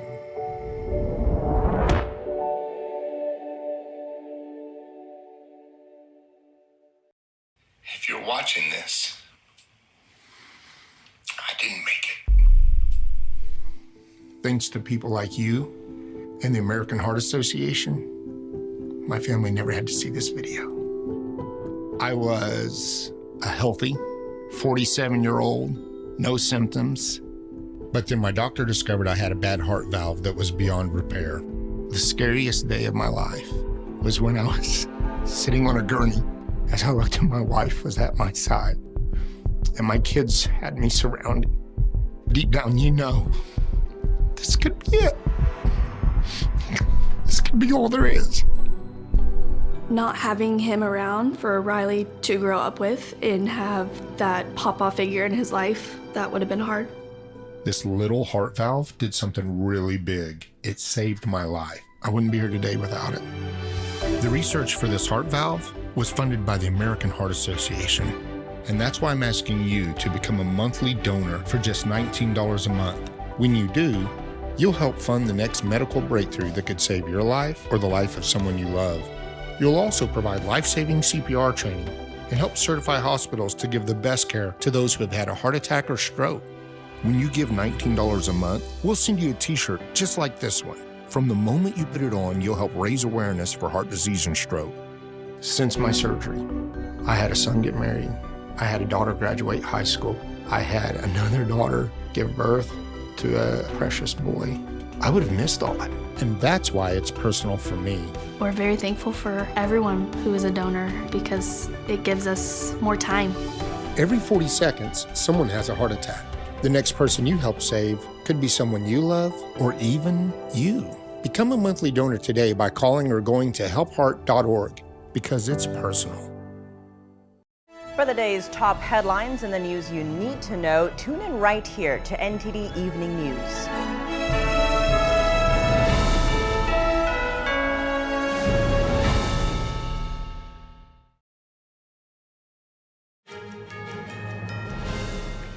Welcome back. Next, we'll delve into the healing power of woodworking. We hear from a veteran who shares with us the beauty and intricacy of this amazing craft. Let's take a look. Eric Hollenbeck is one of the last master craftsmen of a truly unique disappearing art. He is the proprietor of Blue Ox Millworks, one of the last Victorian mills in America employing traditional tools and techniques. Founded nearly 50 years ago, it reproduces identical components, such as doors, windows, moldings, and columns, for buildings that are up to several hundred years old. The company doesn't make a product line, and everything is made to order. Much of the work focuses on government projects, including the National Trust, which has many historic buildings. A high school dropout and military veteran, Eric started the company with a $300 bank loan, initially as a salvage logging company. You see, that's not starting from zero, that's starting from a minus $300. And then I found the equipment that I needed in the woods around this county, thrown away and abandoned. I would bring the pieces of equipment here to the shop. I would rebuild them. I've always been good mechanically, always, my whole life. I would rebuild them, make them work again, and then teach myself how to use them. That's the process I went through. Now his work has also led him to become a television celebrity, with his restoration projects featuring on the Magnolia Network series, The Craftsman. Eric's authentic reproductions are found as far afield as the White House and the Mascot Saloon in Skagway, Alaska. But the primary focus of the show is on historic homes and forgotten treasures in his hometown of Eureka in California.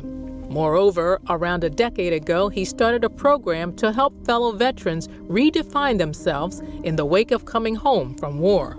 Why can I work with combat veterans?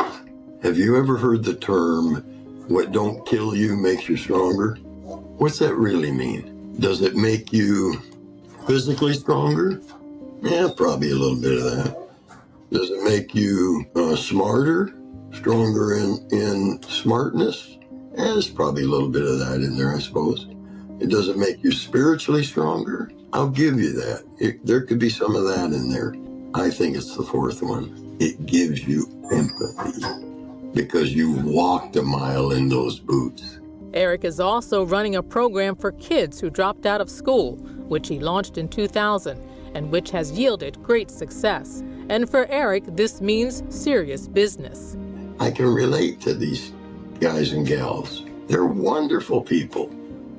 The young people are wonderful people.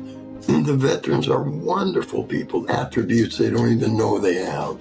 The 76-year-old shared his insight and passion for his pursuit. You work with these and this, and you are a craftsman. You work with these and this and your heart, and you're a master craftsman. What a touching story. Now, in Japan, Tokyo experienced unusually warm weather today. This prompted many residents to take a moment to snap photos of early blooming cherry blossoms. Japan's meteorological agency recording a high of 75 degrees Fahrenheit in the center of Tokyo. But temperatures in Tokyo are forecast to plunge rapidly later in the week. The weather agency forecasting lows of 37 degrees Fahrenheit by the weekend. That's pretty warm. Yeah. Well, that's all for today's news. Thank you for tuning in with us. Feel free to reach out to us with news tips or feedback at news.today@ntd.com. We'll be back with more stories tomorrow.